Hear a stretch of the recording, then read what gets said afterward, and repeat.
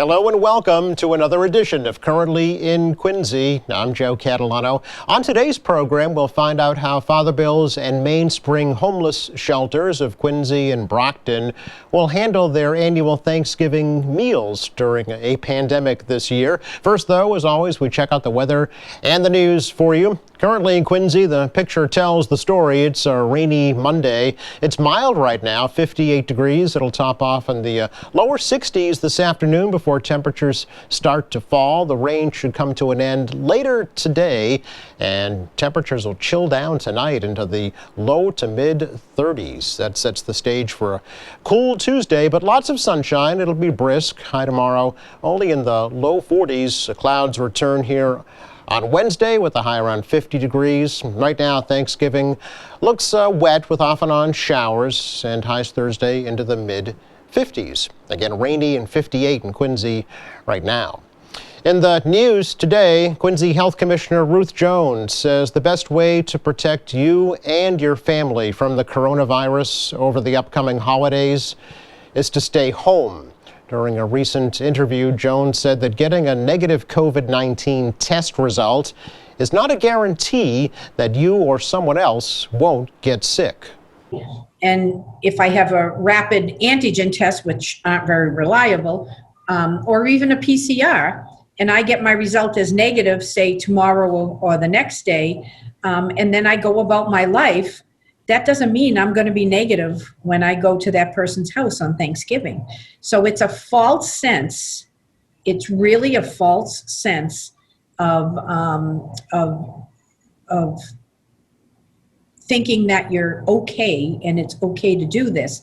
And I think that's a dangerous thing, because people are going to be going to people's houses saying, well, I got tested last week and I'm negative. And not feel they have to wear a mask. There's not going to be social distancing. And we're going to see this explode after Thanksgiving. So I'm really making a plea to anybody listening to this, please stick with your own family, your household that you live with.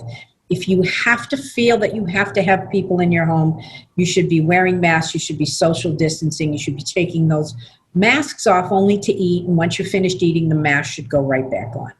Jones also said she wanted to see more information about the recent promise of COVID-19 vaccines before she would get vaccinated, and she urged people to continue mask wearing, social distancing, and proper hygiene to prevent the spread of the virus. The Quincy City Council is cautiously optimistic about plans to redevelop the remaining 2 parcels of land at the former Hancock parking lot in Quincy Center.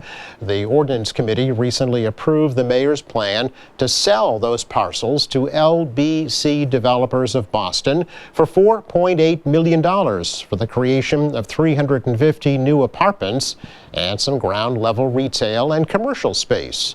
The City Council President Nina Liang wants to make sure that retail and commercial space is what Quincy Center needs. But moving forward, we have to just tread incredibly carefully, because not only are we trying to continue to sustain the small business that are currently here, but if we are going to move forward with this push for retail, we need to make sure it's sustainable. So that's something personally that while I'm really excited about the revitalization of the downtown and all of these pieces finally coming together, of course, I do have some hesitations with the execution with that first floor retail, right? I want to make sure that we are getting a variety of retail coming in, as much as I love the dining scene here, and as my family owns businesses here and restaurants too. So, I'm all for the dining scene here. I know that residents want to see some variety with some shopping options downtown. I'd love to see some coffee shops, some bookstores, some merchandise type retail down there as well. So I'd be interested to see what comes online and what kind of stores are interested in what, who the developer solicits for those kinds of things. But, everything's so unknown right now, right? You have to just move forward with things that you have seen in the past and what has worked.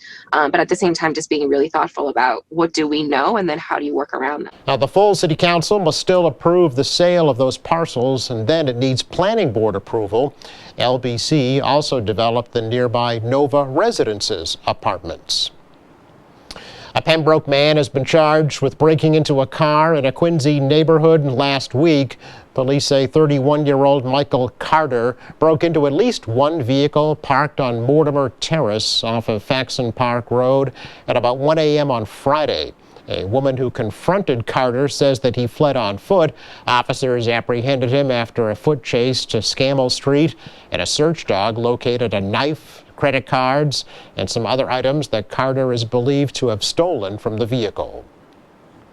Interfaith Social Services' annual Feed the Hungry Gala fundraiser is going virtual this year due to the pandemic. The event that typically draws hundreds of people to the Granite Links Ballroom in Quincy will instead be held online on December 4th and will be called Feed the Hungry Gala at Home. Now, the event will include virtual musical performances, a cocktail demonstration, wine pairing lesson, and chances to win gift cards and prizes. Online silent auctions will also be part of the event, with a chance to win a $500 Visa gift card. Interfaith says they have seen a tremendous increase in demand for food from their food pantry, and they anticipate that need to grow during the winter months. The gala raises 25% of Interfaith's operating budget for the year. Interfaith says they have helped 4,000 people with Thanksgiving meals this week after donors contributed $25,000 within hours just this past Saturday when an urgent appeal was put out on social media. Well, at least 66 endangered sea turtles are being treated at the New England Aquarium's Animal Hospital at the Quincy Shipyard after being stranded on Cape Cod. The Kemp's Ridley, loggerhead, and leatherback turtles are suffering from hypothermia after becoming trapped in Cape Cod Bay as the water temperatures fall. Every year, volunteers with the Mass Audubon Society search the Outer Cape beaches for the turtles and then bring them to the Quincy facility for rehabilitation. A rare 350-pound loggerhead turtle was brought to the center this past weekend after being stranded in Truro. The turtles will be released into warmer southern waters after their recovery. Coming up, we will check in with Pat Ronan of Father Bill's and Mainspring Homeless Shelters of Quincy and Brockton next.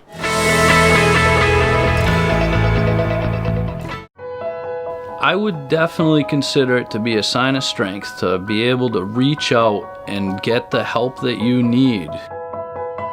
Substance Use Helpline, Kathy speaking. May I help you?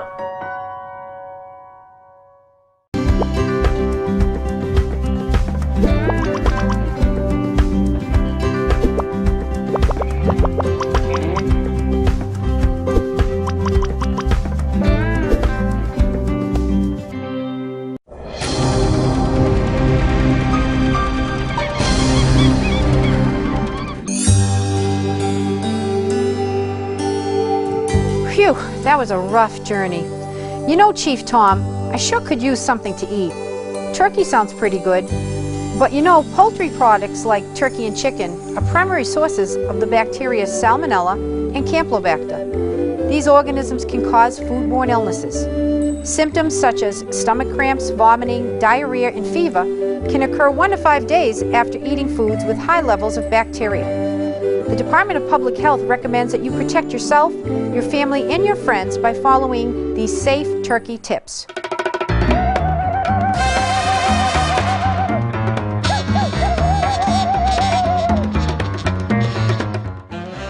First, don't cross-contaminate. When you shop, keep the turkey away from other foods in your shopping cart. Place the turkey below other foods in your refrigerator in order to prevent contamination from turkey juices. It is best to thaw the turkey in the refrigerator, not at room temperature. Use separate cutting boards for cooked foods and raw foods. Never put the cooked turkey on the unwashed plate that previously held uncooked turkey. Clean your hands and food surfaces often. Wash your hands with hot, soapy water before and after you touch the turkey, and after you use the bathroom, change diapers and play with pets. Wash all cutting boards, dishes, kitchen tools, and countertops with hot, soapy water after you finish fixing the turkey. Cook foods to safe temperatures. Cook the turkey thoroughly. Use a food thermometer to check for doneness. Cook the whole turkey, unstuffed, to 165 degrees Fahrenheit. And chill foods promptly. Put prepared foods and leftover turkey in the refrigerator within 2 hours. Well, it doesn't look like you had much luck getting a turkey, Chief Tom. I'll settle for some corn on the cob.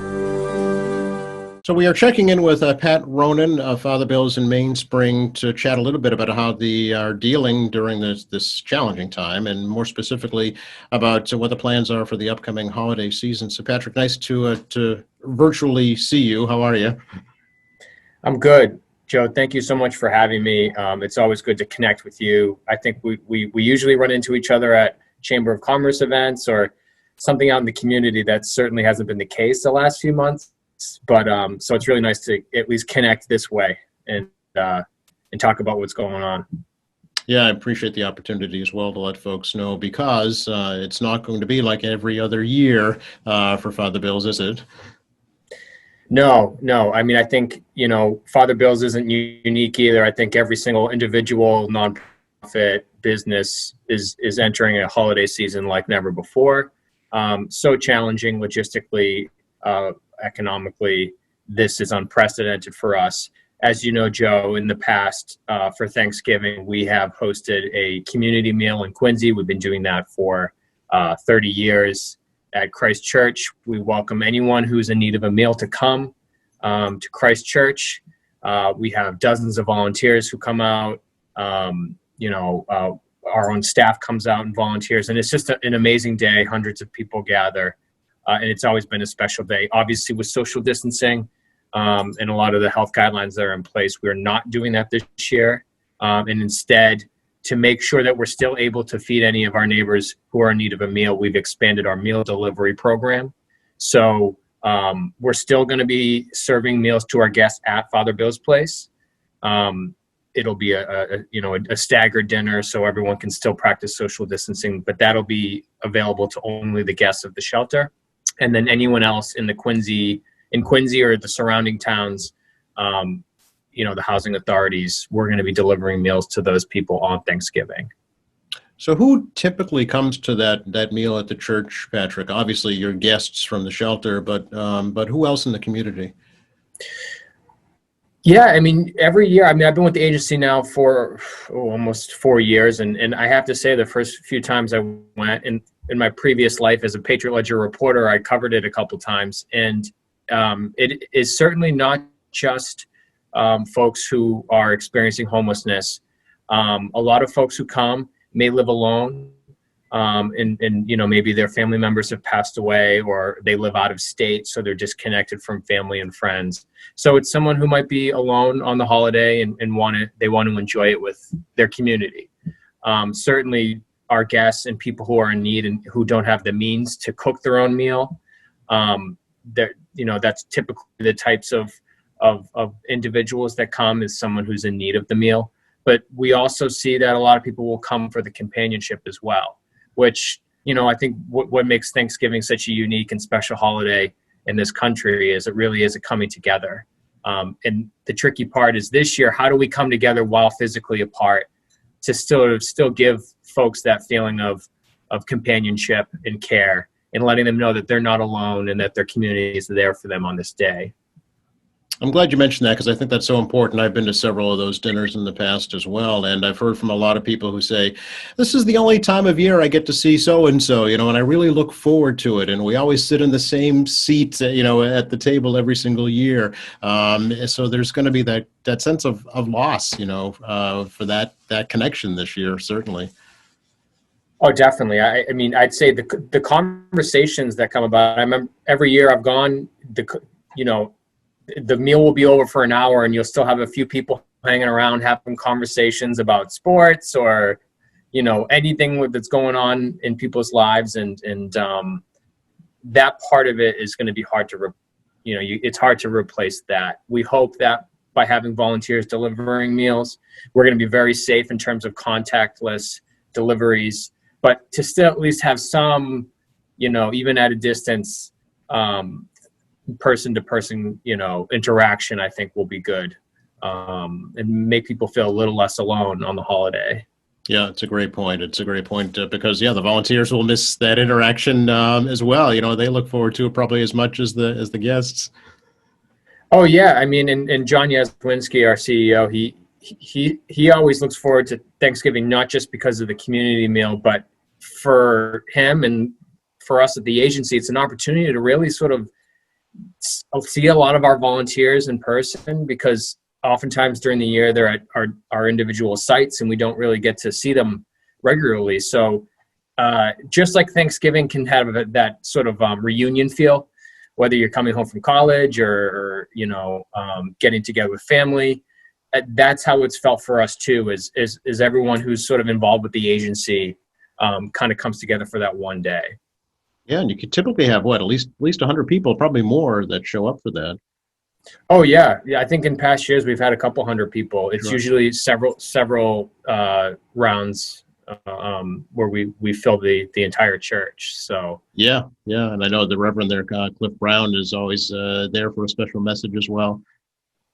yes, it's and actually I should mention that it's they're still involved this year. They're a huge help. So that's going to be sort of our hub for the meal delivery operation. Oh, okay. So the church is still letting us use that dining function hall area to prepare the meals, and it'll be our hub. So volunteers will bring the meals out as they're prepackaged. We're partnering with the caterer, and then volunteers will come to the church. The meals will come out, and they'll each have different routes in the community. Right now, we total across the agency, we are going to be providing about 1,000 meals on Thanksgiving, which is actually the largest single day total in our agency's history. So that's sort of the silver lining here, is even though we're not able to come together, we're actually providing more meals than a typical year. And so of those, about 450 will be delivered to individuals and families in the Quincy area. And so we're going to have about 60 volunteers working throughout the morning and into the early afternoon to deliver those meals. So how did you reach out to all these people, Patrick? And is it too late to get on board? It's not too late. Well, actually, by the time this airs, technically Friday the 20th is our deadline for requesting a meal. But obviously, if someone is in need of a meal, we're not going to say no. We're asking folks, if you see this and it's a day or two before Thanksgiving, to call Father Bill's Place at 617-770-3314, and you can let the staff know that you would like a meal delivery. What we're saying is sort of to qualify is that we did order, about 1,000 meals, that we're getting close to that number.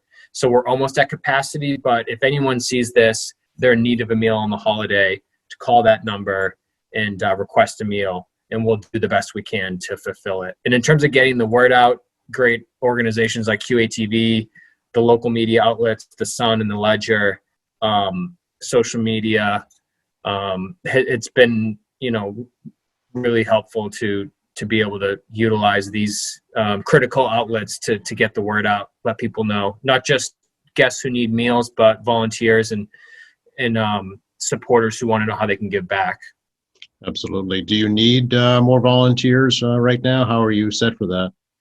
Right now, we are, fortunately in a really good place with volunteers. We have reached capacity. So that's a mixture of returning volunteers who've volunteered at the Thanksgiving meals in the past, and then some new volunteers who've really stepped up during the COVID crisis. So we are all set. If folks are looking to give back just generally to our mission, we have a regular need for prepared meals at Father Bill's Place and our satellite shelter at the Best Western. So I know that's not on Thanksgiving. A lot of people want to volunteer on Thanksgiving, which we totally understand.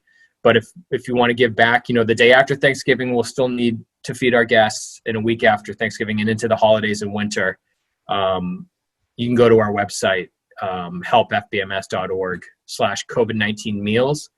And it has a list of sort of the individual needs. So that's a really great way for volunteers to give back, even if they're just preparing meals at their home or partnering with the local restaurant. that might be struggling. That's a good way to give back to two different organizations. Great point. You mentioned something that you're using a caterer this year, because typically I know the culinary arts program at Quincy High School cooks up a whole mess of turkeys for your Thanksgiving dinner, and obviously that can't happen this year. So those kids are missing out on that experience too.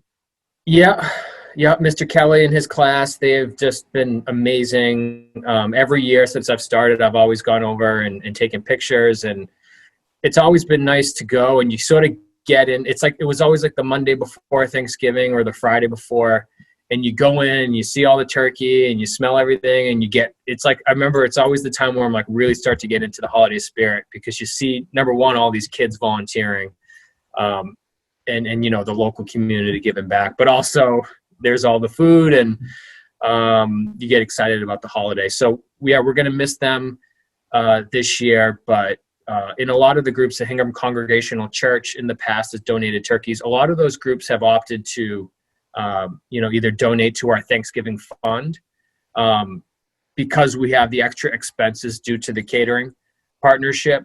We're not going to be preparing anything on site for health reasons. So we're ordering all the meals, which comes at a significant cost. And we've established a Thanksgiving fund. And those who maybe have donated pies or turkeys in the past are now donating, cash to that fund, which is ultimately going to help us cover those extra costs. Okay, I remember, years ago, Father Bill McCarthy would, right around this time of year, be out across Quincy picking up turkeys wherever he could, grocery stores and, food pantries and churches and Boy Scout groups. This was his big push. So a little different this year. It is. Yeah. I was never fortunate enough to be able to meet Father McCarthy, but, what I hear is he was just really out in the community and was the best fundraiser, that there ever was. Cause he, if he saw you and he knew that you had some capacity to give, he'd make the ask. Oh, it'd be more than asked. There would be no saying no. It was just, when and how much. So hard to say no to a priest, Absolutely. Yeah. We should talk, in speaking with John over the past several months, I know that the costs to pay for the pandemic at Father Bill's have increased exponentially. So let's talk a little bit about, how you're dealing right now financially. Yeah, well, thanks for bringing that up. I think obviously, and it's tough because I know every organization out there and every family and individual is dealing with some economic uncertainty right now. But I think it is important to highlight the fact that this pandemic is certainly impacting those that are, with the least of the means, the most disadvantaged. It's impacting them even more, at extreme levels. So, in our organization, we are spending an additional $300,000 per month on COVID-related costs, and that's to operate our satellite shelters, to buy extra food, which is why earlier I put in a plug for the prepared meals, PPE, hire new staff, cleaning supplies. It adds up. We're fortunate we have a lot of great support from the state government, and Mayor Koch and the city council they have been very helpful in terms of providing resources and support. But that operational deficit is there, and we're relying on our donor base to try to help us make up the difference, because this isn't ending anytime soon, and we're going to do all we can to protect not only our guests but our staff and the community at large, because by keeping the infection rate down at the shelter, we're also going to help keep the infection rate down throughout Quincy and in the South Shore. Yeah. Have you heard any guidance at all, Patrick, yet about vaccinating your population, both your staff and your guests?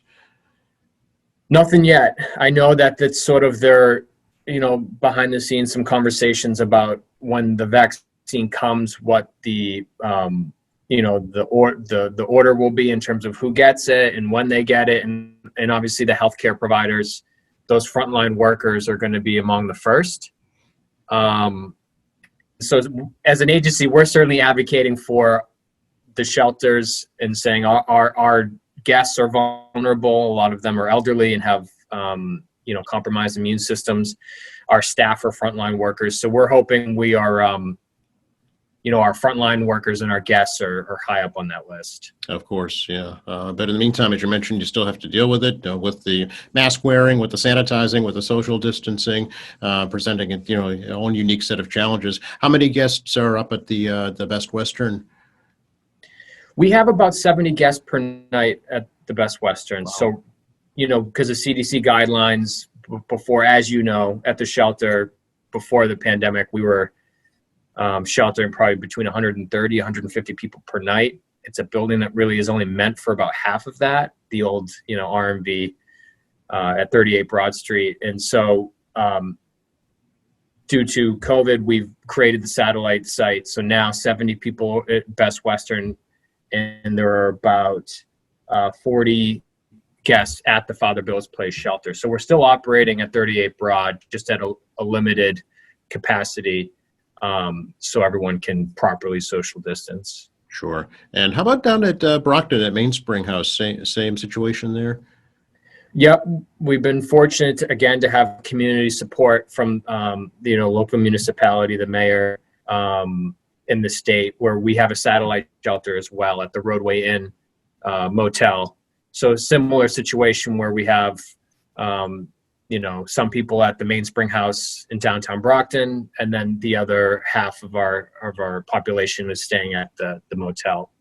And, that's, if anything, it's illuminated the fact that physical space has never been obviously more important. And it's obviously sad that it took a pandemic for us to really take a hard look at what it means to have physical space. And it really can mean the matter of life or death during a pandemic. So we're hopeful that going forward, when this crisis is over, we can take a hard look at how we provide shelter and housing to our most vulnerable. And that we can't go back to the days of having crowded shelters where we're putting out mats on the floor in dining halls. That is just not the way to approach this, regardless whether it's a pandemic or not.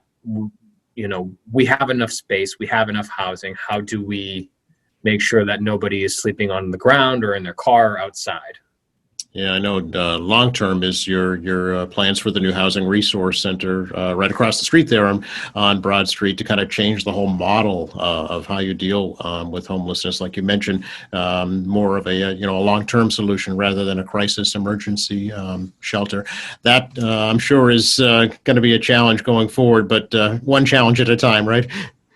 Yes. Yeah. I mean, again, you look for the silver linings during a time like this, and the opportunity to move forward with the Housing Resource Center is something that gives us hope for brighter days ahead, because that really would transform how we, how we address homelessness, which is a public health crisis. And to be able to basically move away from the system now, which is an overnight shelter, and for lack of a better word, where we're sort of warehousing human beings.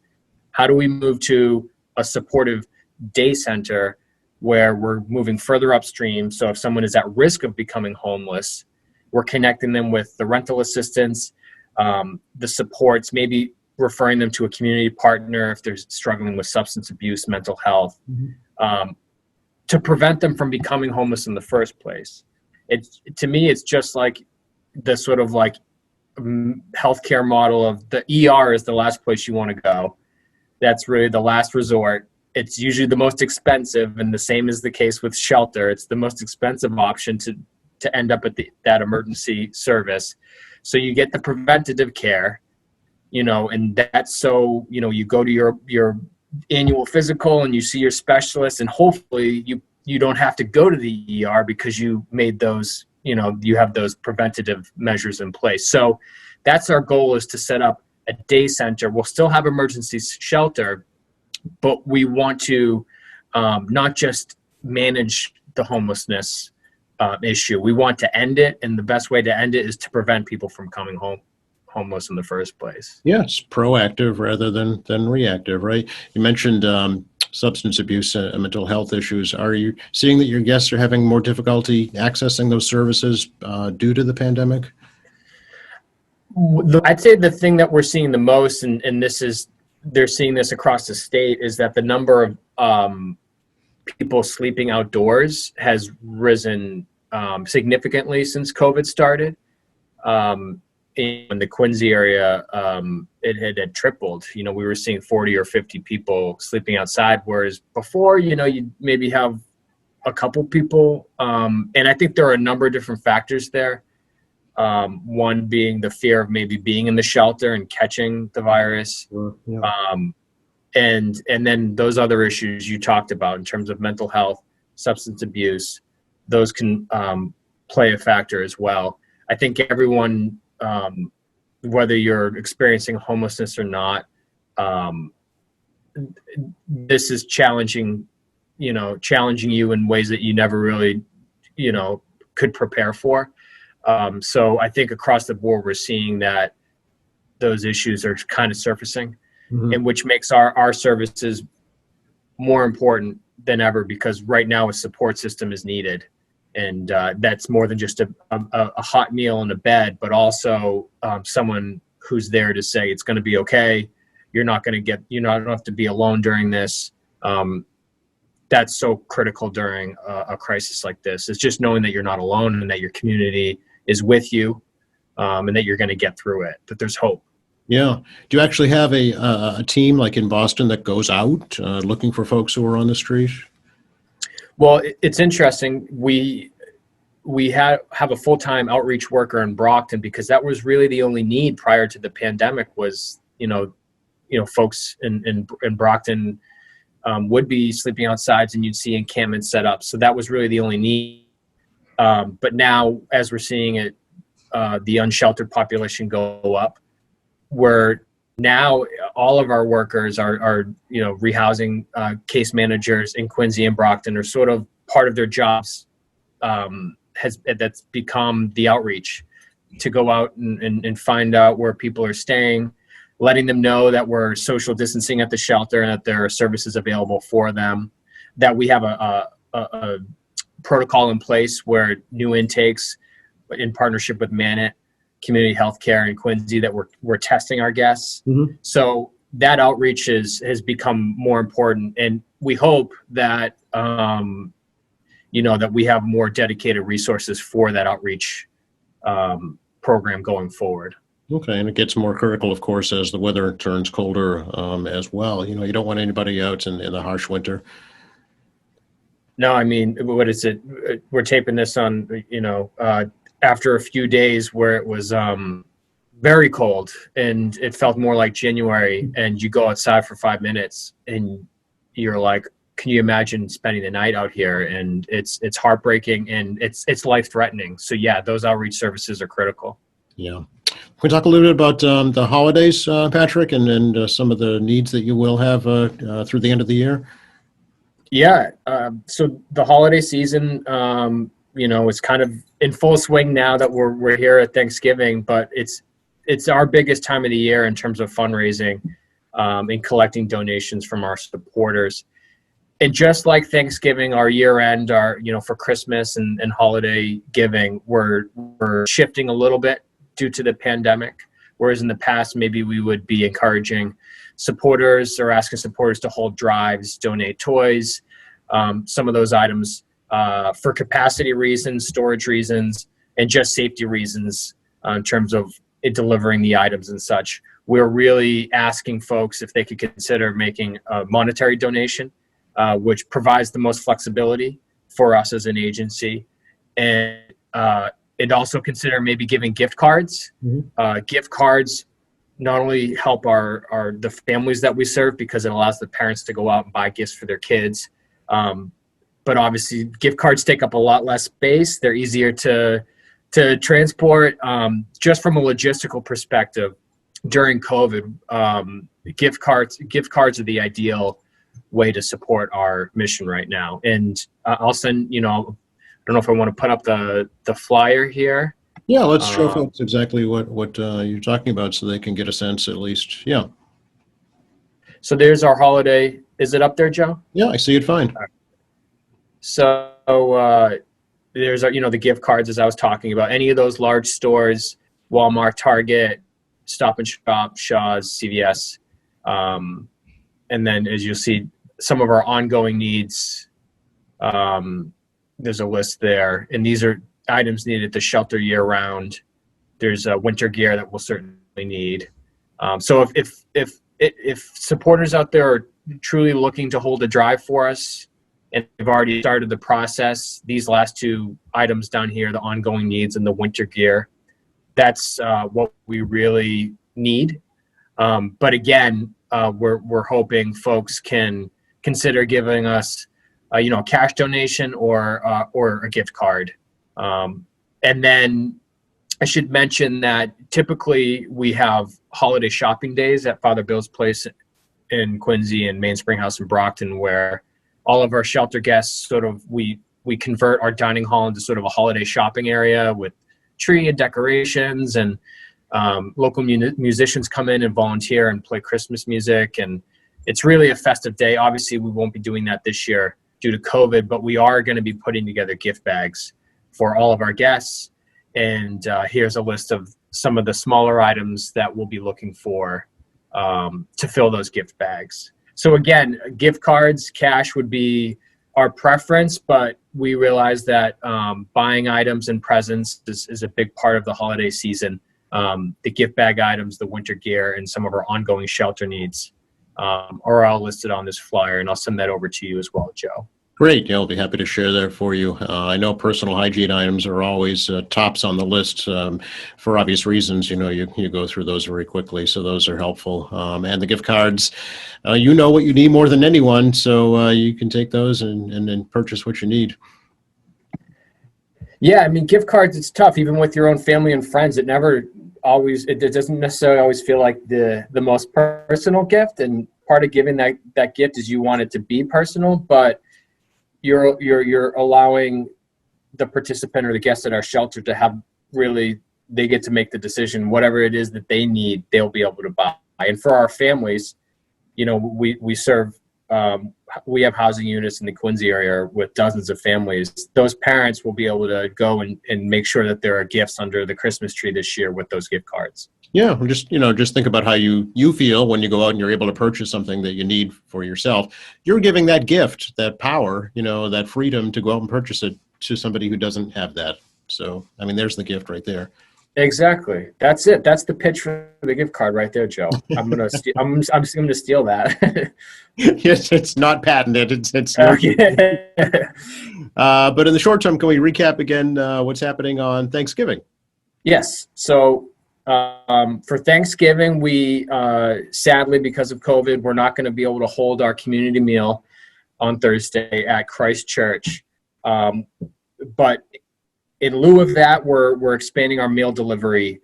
So we'll be delivering meals to about 450 households in the Quincy area, including the local housing authorities, in addition to serving meals to our guests at Father Bill's Place, which is going to be open to guests only. So if you are in need of a meal, please reach out to Father Bill's Place at 617-770-3314 to request a meal. The deadline for meal requests was Friday, November 20th, but we will still be accepting requests up until the holiday. And if you are looking to make a difference, we right now we are capacity for volunteers for Thanksgiving, but we are certainly in need of meals throughout the winter and throughout this COVID crisis. And you can go to our website, helpfbms.org, to learn more about those needs. Great. And do you know, Patrick, does Father Bill's participate in the Amazon Smile program? Because a lot of folks are going to be shopping online this year, I'm sure. Yes, we do. Thank you for mentioning that, because I think, everyone's going to be shopping online this year. So we are part of Amazon Smile. If you go to our Facebook page, I think like once every week or two, we're going to be posting the link to our Amazon Smile. So you can just click and start your shopping there. And a portion of the proceeds will go toward our mission. Yep, it costs you absolutely nothing, and it does a world of good for Father Bill's. So yep, there's no downside to it, sure. Anything else we should touch on right now, do you think? Just to say thank you to our community. This is such a, unique time. And I think not just for our agency, but for our community, for our country. This is a really challenging time, and around the holidays, this is going to be a tough stretch here, and we can't physically be together, but we feel very much supported by our community. The local churches in Quincy are regularly calling us and asking what they can do to help. Local officials, donors, volunteers. The outpouring of support has been so strong. We're reminded every day that we're not going through this alone. And I think during a time like this, it's important to know that we're together.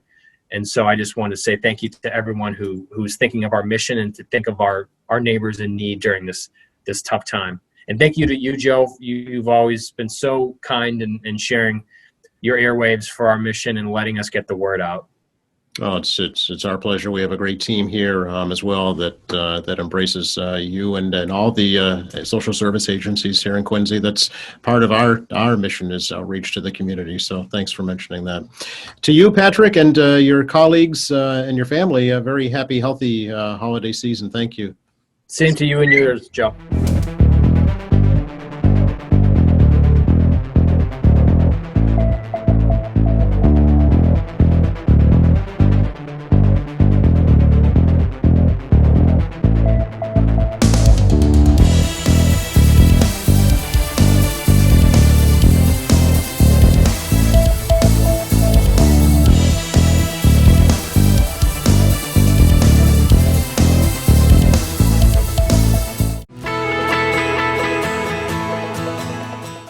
Recapping the forecast for you again for the rest of the day today, off and on rain and showers, maybe the rumble of thunder. Mild temperatures in the lower 60s, but those will fall throughout the day, leading to a chilly night tonight under clear skies, lows into the low to mid 30s. Sunshine returns tomorrow, but not the warm temperatures, only in the lower 40s. For tomorrow, getting cloudy here again on Wednesday with temperatures around 50 degrees. Looks a little wet for Thanksgiving Day with scattered showers. Highs Thursday in the mid-50s. Thanks again to Pat Ronan for joining us today. Thank you to our crew. Thank you for watching. We're off on Friday for the Thanksgiving holiday. A reminder, please participate in the Quincy COVID Memories Project. Send in your experiences of life in Quincy during the pandemic. Go to quincyculturalmemory.com or send your reflections to the Thomas Crane Library. Attention Local History at 40 Washington Street, Quincy, 02169. And please visit our website, qatv.org. You'll find our latest programs, news and information, classic and fall, sports, video on demand, live streaming, and a whole lot more. For all of us here at Quincy Access Television, I'm Joe Catalano. Have a happy and safe Thanksgiving.